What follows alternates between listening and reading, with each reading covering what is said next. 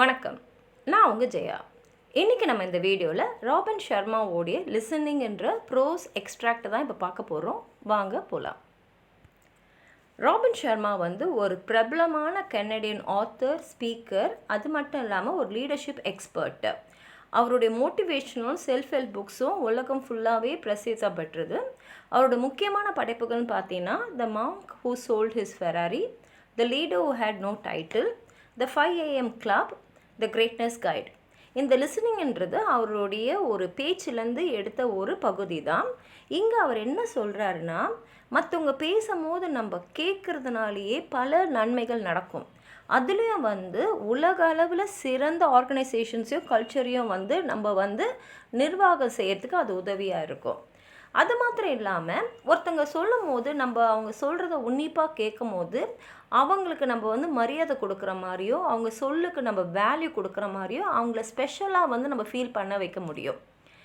இத்தனைக்கும் பார்த்திங்கன்னா அந்த மாதிரி ஒருத்தங்க பேசும்போது கேட்குறதுனாலேயே நல்ல திறமையாளர்கள் நம்ம ஆர்கனைசேஷன் விட்டு வெளியில் போக மாட்டாங்க, நம்ம கூடயே இருப்பாங்க.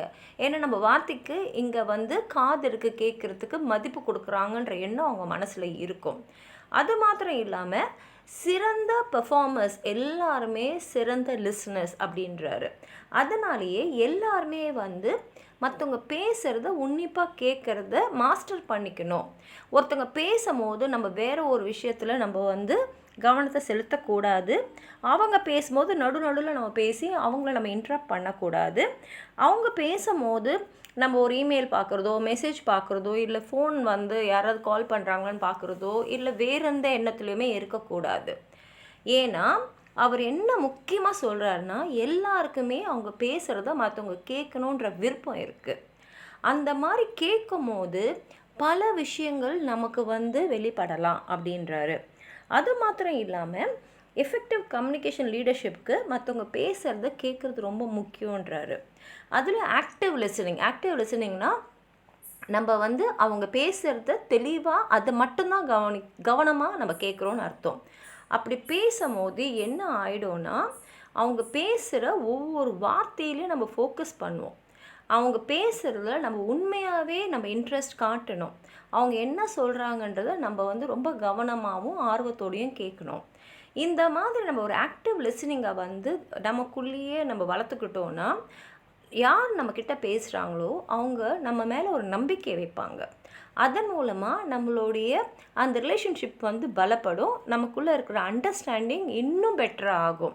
அப்போ என்ன ஆகும்னா, இதனால் பல நன்மைகள் பர்சனலாகவும் நம்ம கிடைக்கும், கம்பெனியை வளர்ச்சிக்கும் அது உதவியாக இருக்கும்.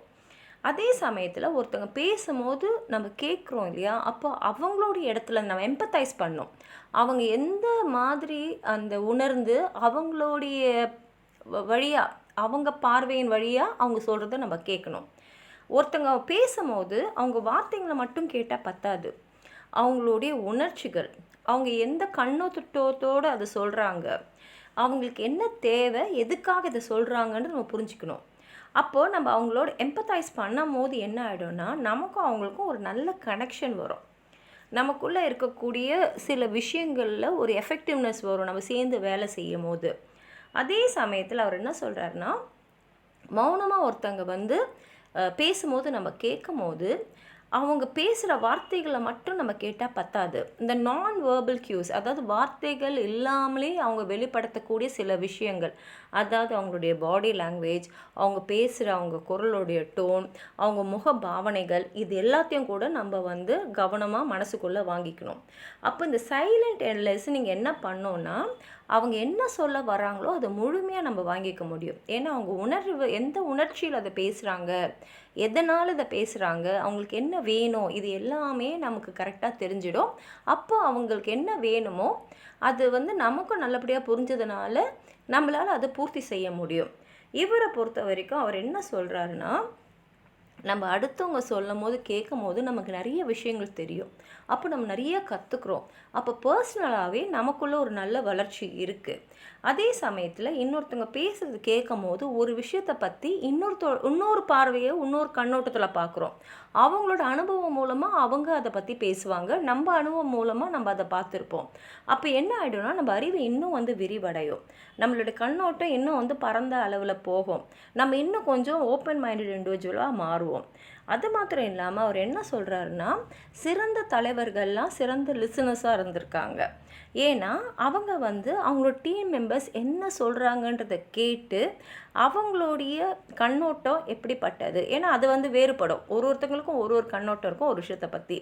அப்போ என்ன ஆகிடும்னா, அவங்களோட டீம் மெம்பர்ஸ் எல்லாருக்குமே இவர் நம்ம சொல்கிறத கேட்குறாரு, அதுக்கு மதிப்பு தராரு, அதை பற்றி விவாதிக்கிறாருன்னு சொல்லிட்டு நம்ம மேலேயும் அந்த லீடர்ஸ் மேலேயும் அவங்களுக்கு ஒரு மரியாதை வரும். அதனால் அவர் என்ன சொல்கிறாருன்னா, நல்லபடியாக அந்த லிசனிங் பண்ணுறவங்க அவங்கள சுற்றி இருக்கிறவங்களுக்கு கூட அவங்க மேலே அவங்களுக்கு ஒரு நம்பிக்கை வர மாதிரி நடந்துப்பாங்க. அவங்களோட சேர்ந்து வேலை செய்யணும். ஏன்னா இவருக்கு நம்ம சொல்கிறது புரியுது, அதை அவர் ஏற்றுக்கிறாரு அப்படின்னு வரும்போது இவரோட சேர்ந்து நம்மளும் வேலை செய்யணும் அப்படின்னு தோணும். அப்போ நம்மளோட ஆர்கனைசேஷனே எப்படின்னா ஒரு பாசிட்டிவாக இருக்கும். எல்லாருமே சேர்ந்து ஒத்துமையாக நம்மளுடைய முன்னேற்றத்துக்கு வேலை செய்கிற மாதிரி நமக்கு எல்லாம் இருக்கும். அதனால் அவர் என்ன சொல்கிறாருன்னா, லிசனிங்ன்றது நம்ம இப்போ நம்ம பேசுகிறோன்னா நம்ம ஆக்டிவாக இருக்கோம், லிசனிங்னா நம்ம பேசிவாக இருக்கும். அப்போது லிசனிங் வெறும் ஒரு பேசிவ் ஆக்டிவிட்டி மட்டும் இல்லை, அந்த ஆக்டிவிட்டியே நம்ம ப்ராக்டிஸ் பண்ணி தான் கொண்டு வரணும். அப்படி நம்ம கொண்டு வந்துட்டோன்னா நம்ம கூட இருக்கிற எல்லாரோடையும் சேர்ந்து நமக்கு ஒரு நல்ல ரிலேஷன்ஷிப் இருக்கும், நமக்குள்ளே ஒரு நல்ல அண்டர்ஸ்டாண்டிங் இருக்கும். நம்ம பர்சனலாகவும் சரி ப்ரொஃபஷ்னலாகவும் சரி நம்ம நிச்சயமாக வெற்றியாளராக ஆகலாம் அப்படின்னு சொல்லி இதை முடிச்சிருக்காரு. வாங்க டெக்ஸ்ட் ஒரு வாட்டி படித்து பார்த்துடலாம். Listening is in so many ways the social equity of the world-class cultures that evolve into world-class organizations. அதாவது ஒருத்தவங்க சொல்கிறது கேட்கும் போது என்ன ஆகும்னா, நம்ம எந்த ஆர்கனைசேஷனில் இருக்கோமோ அதை உலகளாவிய அளவில் பெரிய லெவலுக்கு எடுத்துன்னு போகிறதுக்கு அது உதவியாக இருக்குன்றாரு. Listening makes people feel special. அதாவது ஒருத்தங்க பேசுகிறத கேட்கும் போது அந்த பேசுகிறவர் ஸ்பெஷலாக ஃபீல் பண்ணுவார். And talent leaves organizations mainly because they didn't feel special. அதே சமயத்தில் சிறந்த திறமையாளர்கள் எல்லாம் ஒரு ஆர்கனைசேஷனை விட்டு வெளியில் போகிறாங்கன்னா அவங்க ஸ்பெஷலாக ஃபீல் பண்ண அந்த இடத்துல பண்ணலைன்னு அர்த்தம். அதாவது அவங்க சொன்னதை மற்றவங்க உன்னிப்பாக கவனிக்காதனால அவங்க நம்ம சொன்னதை இவங்க புறக்கணிச்சிட்டாங்களோ அப்படின்னு நினச்சிட்டு கூட அந்த ஆர்கனைசேஷனை விட்டு போயிருக்கலாம். Listening shows respect. ஒருத்தவங்க பேசும்போது நம்ம கவனிக்கிறோன்னா அது நம்ம அவங்களுக்கு கொடுக்கக்கூடிய ஒரு மரியாதை. Listening allows you to gather the data that will improve everything you two.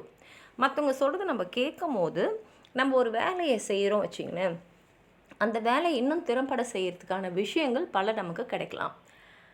I guess what I'm suggesting to you is brilliant performers are brilliant listeners. அதாவது இவர் என்ன சொல்கிறாருன்னா, சிறந்த திறமையான உழைப்பாளிகள் எல்லாமே சிறந்த லிசனர்ஸாக இருந்திருப்பாங்க அப்படின்றாரு. Today just for a day make the decision to listen masterfully. இன்றைக்கி ஒரு நாள் டிசைட் பண்ணுங்கள், யார் எது பேசினாலும் நல்லபடியாக மாஸ்டர்ஃபுல்லாக கேட்பேன். Don't interrupt. அவங்க பேசும்போது நடுவில் போந்து எதுவும் சொல்லாதீங்க.